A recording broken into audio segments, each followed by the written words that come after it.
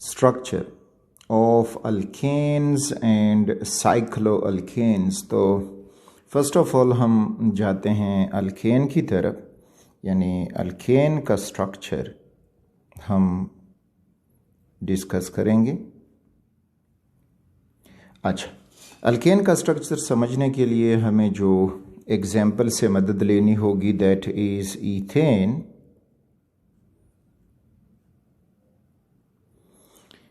Ethane alkane जो है वो CnH2n+2, तो इथ फॉर 2 कार्बन्स, तो ये हो जाएगा C2 2 दूनी 4 एंड 6 हाइड्रोजन्स। अब अगर हम इसका जो एक्सपेंडेड चेन फार्मूला है वो अपने लिए बनाएंगे, जिसको लुईस स्ट्रक्चर कहते हैं, तो वो हमें कुछ यूँ मिलेगा कि कार्बन 4 बॉन्ड बना रहा है और दूसरे कार्बन ने भी 4 बॉन्ड बनाए हैं, और फिर हर कार्बन के साथ ये 3 हाइड्रोजन अटैच्ड हैं। तो कार्बन की टेट्रावेलेंट नेचर को नहीं भूलना। अब इस स्ट्रक्चर को फर्दर हम एक्सप्लेन करेंगे कि यहाँ पे जो ये एंगल है ये क्या बनेगा।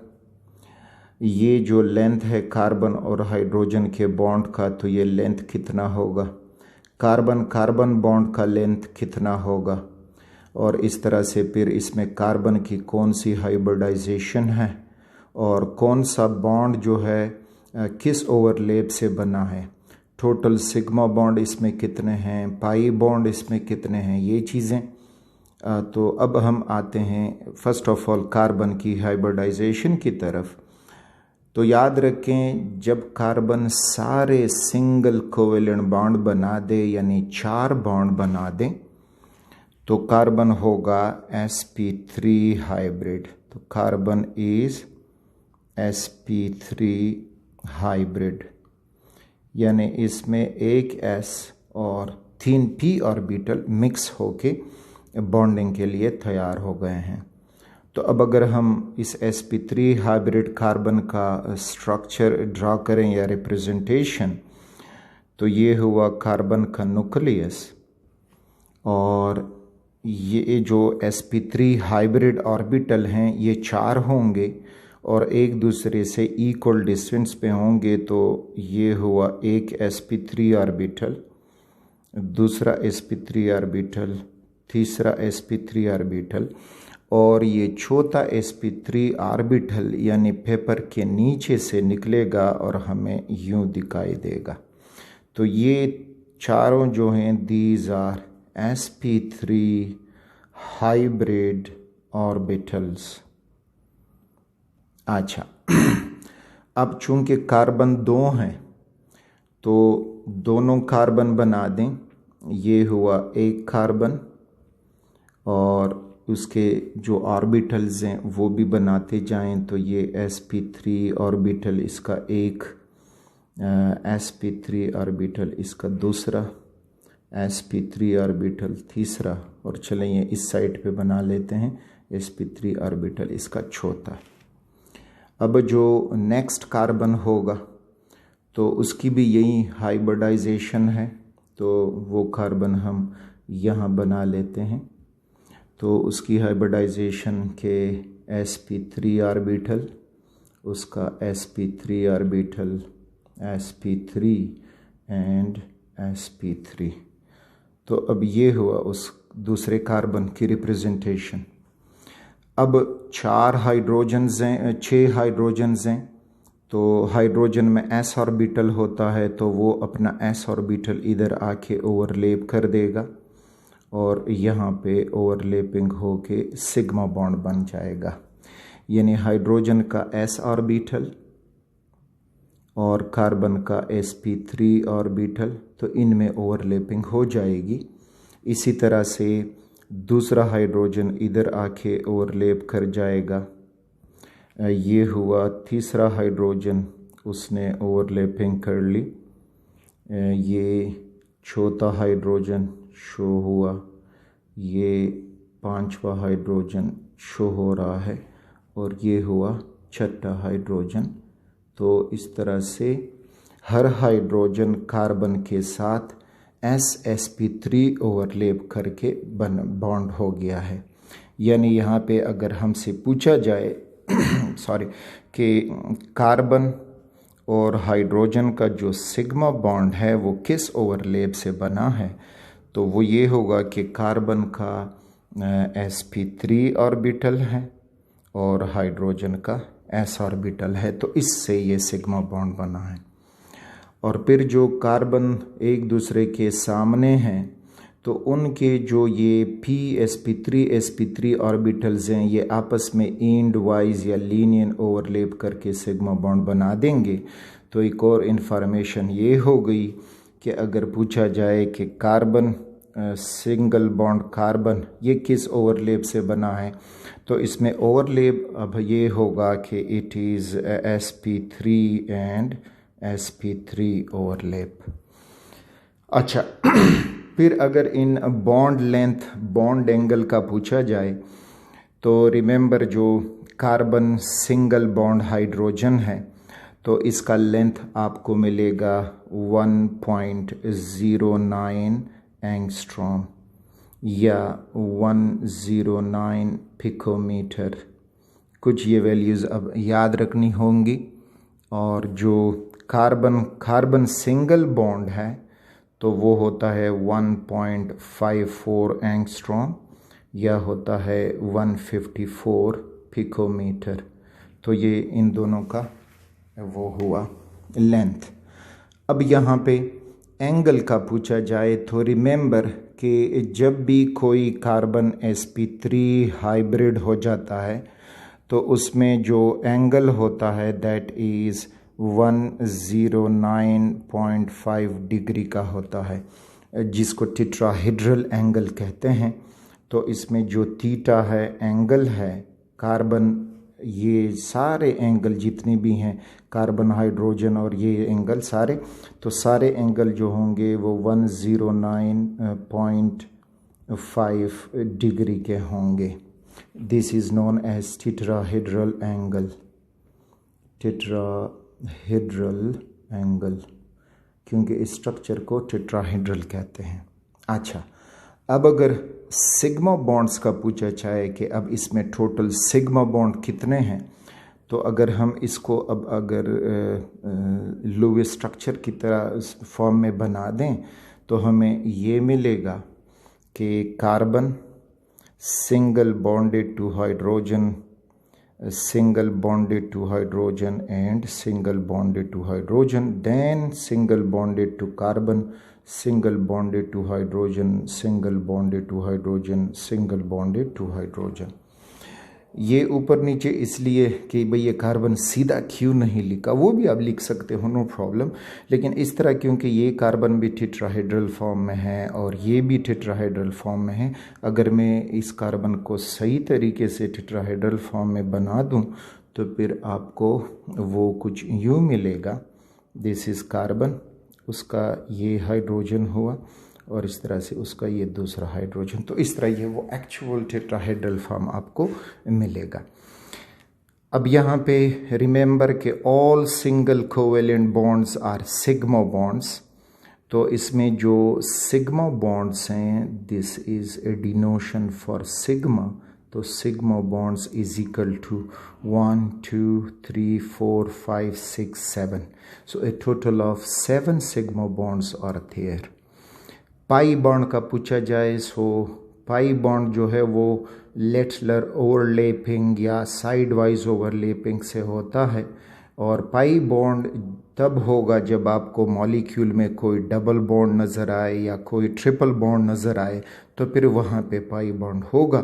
तो यहाँ पे हमें कोई इस तरह से डबल बॉन्ड ट्रिपल बॉन्ड नज़र नहीं आ रहा, तो इस वजह से यहाँ पे डबल पाई बॉन्ड जो हैं दे आर 0। तो ये था about the structure of ethane. इसी तरह अब अगर आपको प्रोपेन दिया जाए तो बस उसमें एक कार्बन का इजाफा कर दे, कार्बन लेंथ भी वही रहेगा, कार्बन हाइड्रोजन बॉन्ड लेंथ भी वही रहेगा, कोई चेंज नहीं आएगी, बस जस्ट एक कार्बन का और 2 हाइड्रोजन्स का इजाफा होगा और आपको एक नया स्ट्रक्चर मिलेगा। फॉर एग्ज़ाम्पल मैं उसको बनाऊं तो ये 1 कार्बन हुआ, सेकंड कार्बन हुआ और ये थर्ड कार्बन हुआ। इसके पास ये जो है हाइड्रोजन्स हुए, उसी टेट्राहेड्रल फॉर्म में ये हाइड्रोजन अटैच करोगे। अब ये दो दरमियान वाले कार्बन के साथ CH2s होंगे और फिर ये जो होगा here you will get the same 3 hydrogen just like this. तो ये हो जाएगा प्रोपेन का स्ट्रक्चर। अब वहीं कार्बन कार्बन बॉन्ड लेंथ रहेगा, नो चेंज, वहीं कार्बन हाइड्रोजन बॉन्ड लेंथ रहेगा और एंगल भी सारे एंगल वहीं रहेंगे 109.5 वाले। So this was about the structure of alkane. Cycloalkanes के स्ट्रक्चर को अब हम जब देखेंगे तो साइक्लोअल्केन रिंग फॉर्म में अल्केन होंगे जिसमें कार्बन कार्बन में सिंगल बॉन्ड मौजूद होगा। तो इनके स्ट्रक्चर को समझने के लिए हमें दिया गया है साइक्लोप्रोपेन और देखते हैं कि साइक्लोप्रोपेन अपना स्ट्रक्चर कैसे देगा। So that is cyclopropane. अच्छा, साइक्लोअल्केन का जर्नल फार्मूला जो है that is CnH2n and n must be equal to 3 या ग्रेटर देन 3, फिर जाके ये बनेंगे। तो coming to our main point, तो साइक्लोप्रोपेन के इसमें 3 कार्बन हैं, सो C3 एंड 6। अच्छा, अब इसमें जब हम इसको ड्रॉ करेंगे तो यू विल सी के carbon bond carbon bond carbon and bond carbon. Now each carbon is bonded to 2 hydrogens, so these are those hydrogens, just like this.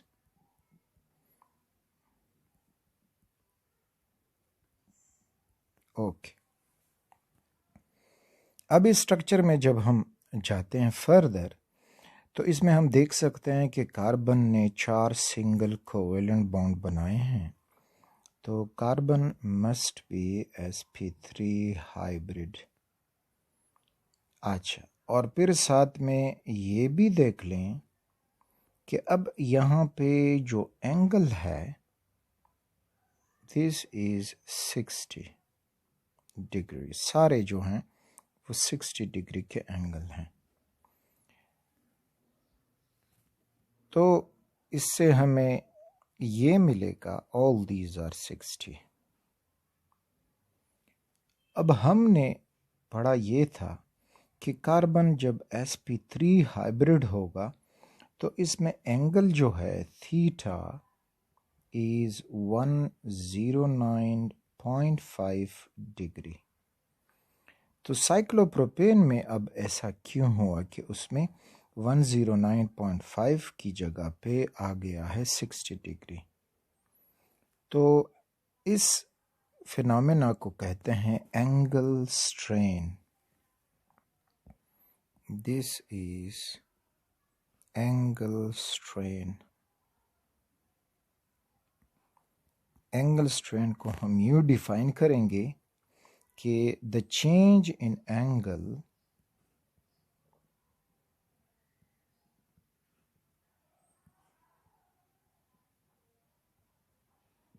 from the normal यानी 109.5 degree is called angle strain.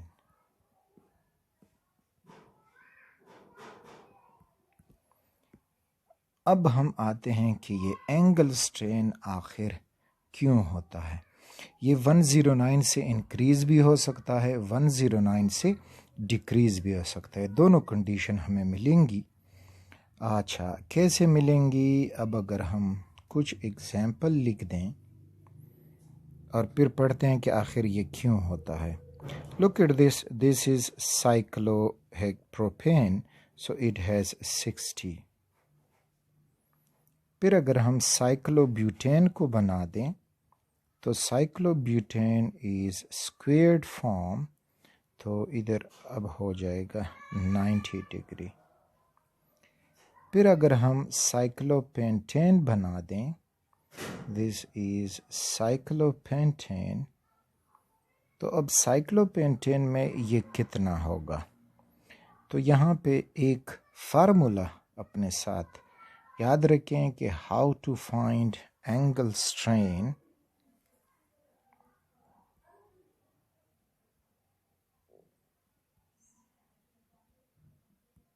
is equal to 180 into n minus 2 divided by n, where n जो है n is sides of the polygon,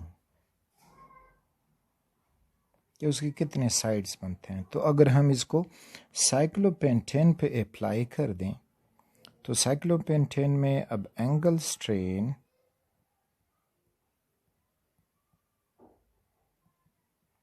is equal to 180 into n. So cyclopentane has 1, 2, 3, 4, 5 sides minus 2 divided by 5.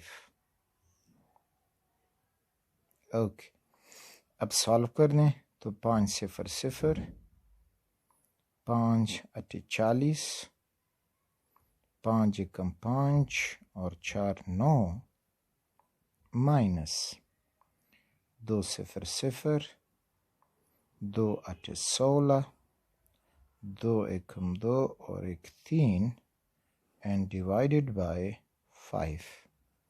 Further इसको solve करेंगे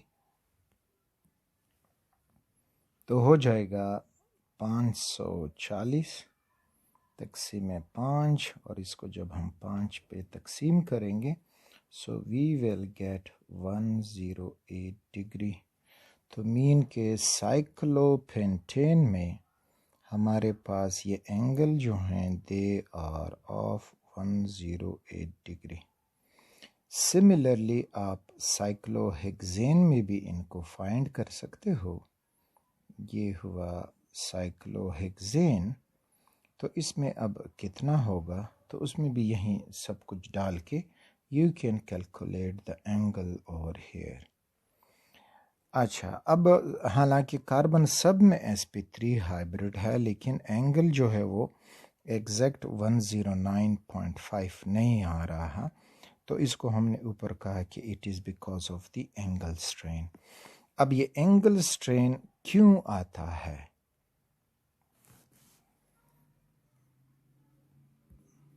तो the reason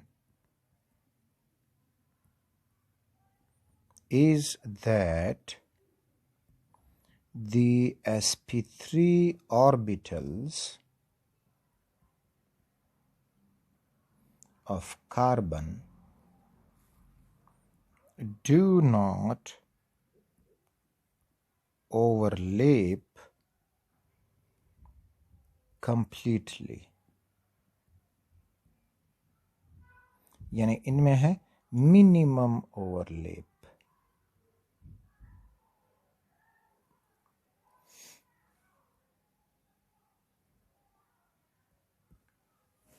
minimum overlap अब कैसे होगा तो let's see. Carbon जब sp3 हाइब्रिड हो जाए तो इसके पास 4 sp3 हाइब्रिड ऑर्बिटल होते हैं। ये इसके sp3 हाइब्रिड ऑर्बिटल हुए और इनमें एंगल जो है वो बन जाएगा 109.5 डिग्री का, और ये ज्योमेट्री कहलाएगी टेट्राहेड्रल।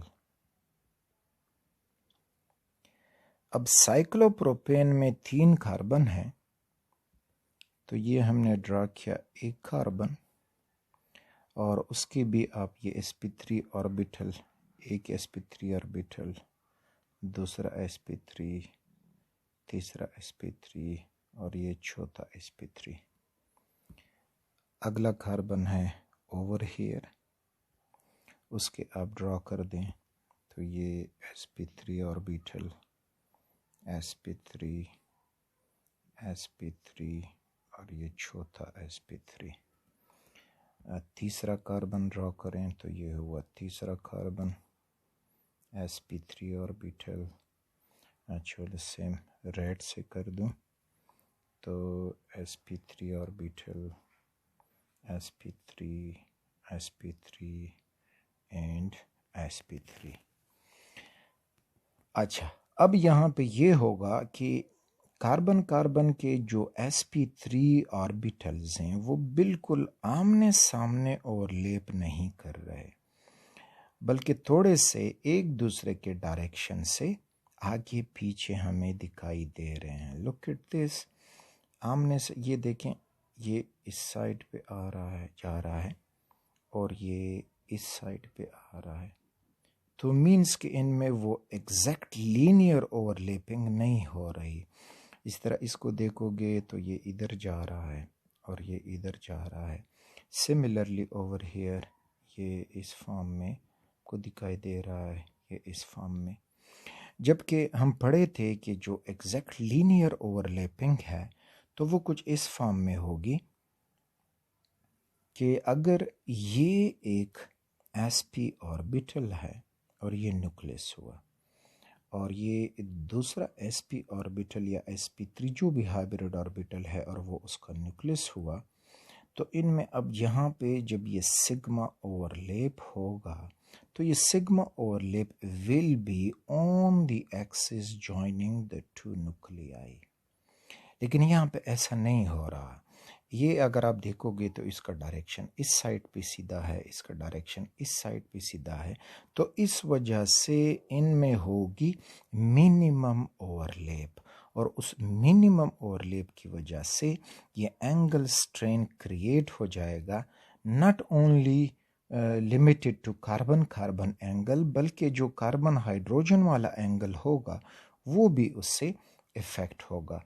यानी इसके पास इधर एक हाइड्रोजन आके ओवरलैप कर जाएगा, इधर हाइड्रोजन आके ओवरलैप, इसी तरह यहाँ पे हाइड्रोजन ओवरलैप्ड, और ऊपर वाले कार्बन में भी 2 हाइड्रोजन होने चाहिए, तो ये पीछे वाला हाइड्रोजन ओवरलैप और ये इस फॉर्म में ओवरलैप कर जाएंगे।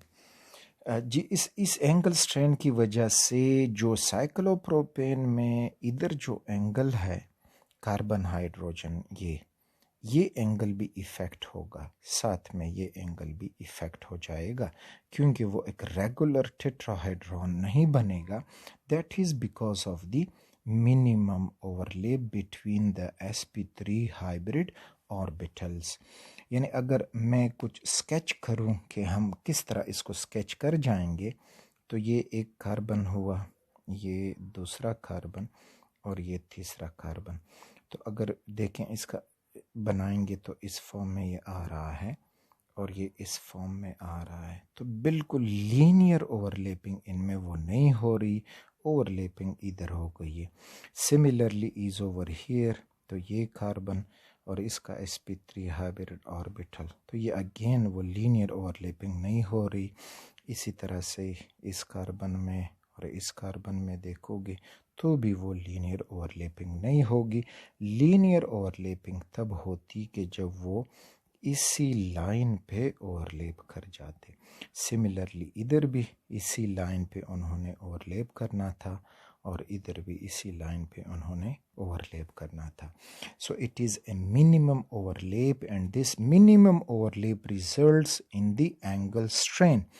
तो जस्ट ना कि कार्बन कार्बन का एंगल चेंज होगा, बल्कि ऊपर कार्बन जो हाइड्रोजन एंगल है तो वो भी चेंज हो जाएगा। तो इनमें अगर कार्बन कार्बन है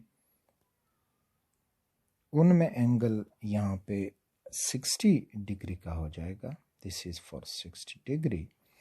और साथ में जो इधर हाइड्रोजन अटैच्ड हैं तो उनका एंगल 109 से इंक्रीज हो जाएगा और उनका एंगल इधर आपको मिलेगा 118 डिग्री का।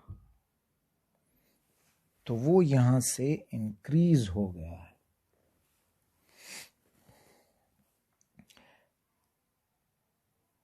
सिमिलरली जितने भी हाइड्रोजन हैं इधर तो उनका एंगल, क्योंकि ये सारे एंगल जो थे देवर ऑफ 108.5, लेकिन यहाँ पे ये 60 डिग्री हुआ और ये जो है 109 से बढ़ गया और ये 109 से कम हुआ।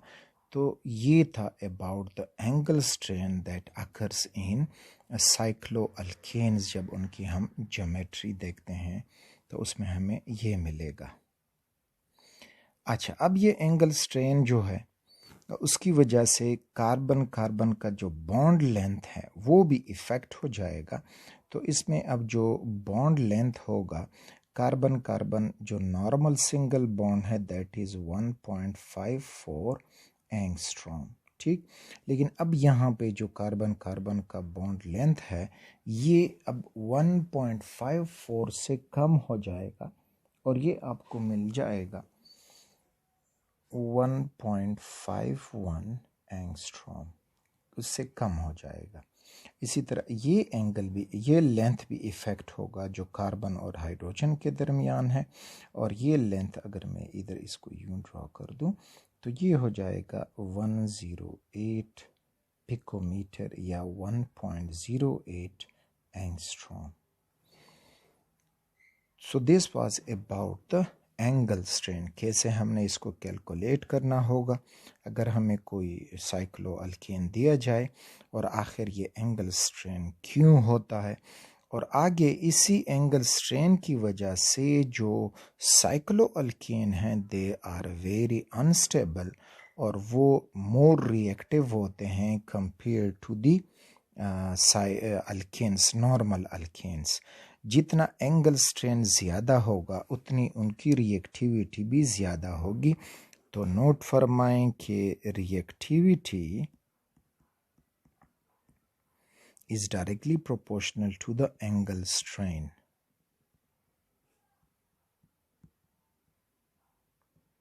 यानी अगर हमसे पूछा जाए कि साइक्लोप्रोपेन है, साइक्लोब्यूटेन और साइक्लोपेंटेन कि इसमें कौन जो है वो मोर रिएक्टिव होगा, कौन जो है वो लेस रिएक्टिव होगा, तो एंगल स्ट्रेन डिसाइड करके देगा। इसमें जो है वो एंगल स्ट्रेन जो है वो 60 बनता है एंगल, यहाँ पे एंगल बनता है 90 डिग्री का और यहाँ पे हमने देखा कि वो आता है 108 डिग्री का। So the greater angle strain occurs in cyclopropane, which will be more reactive than cyclobutane, and cyclobutane will be more reactive than cyclopentane. तो ये था रिएक्टिविटी कैसे इफेक्ट करेगा एंगल स्ट्रेन को।